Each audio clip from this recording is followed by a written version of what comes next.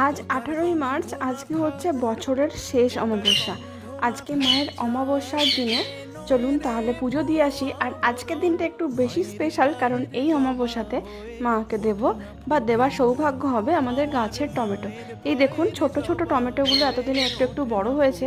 আর আশা করেছিলাম যে আজকের অমাবস্যাটাতে হয়তো মাকে দিতে পারবো, কারণ গত মাসেই ফল এসেছিল গাছে আর একটু একটু বড় হয়েছে, পাকও ধরেছে। তো যেগুলো মোটামুটি হালকা হালকা পেকেছে সেগুলো আর একটু বড় হয়েছে, সেগুলোই আজকে তুলে দেওয়া হচ্ছে। এই যে আমাদের কাকলি পিসি তুলে দিল। আর এরপর মাকে চলুন গিয়ে দিয়ে আসি এখানে টমেটো আর মায়ের পুজোর ঘিটা। তো এখন আমরা চলে এসেছি মায়ের মন্দিরে।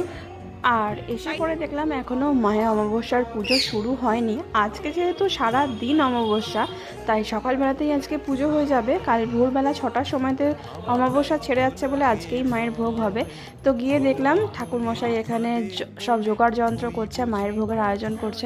সবাইকে ভালো রাখুন, সবার মনস্কামনা পূর্ণ করুন, এই আশা করি। জয় মা কালী।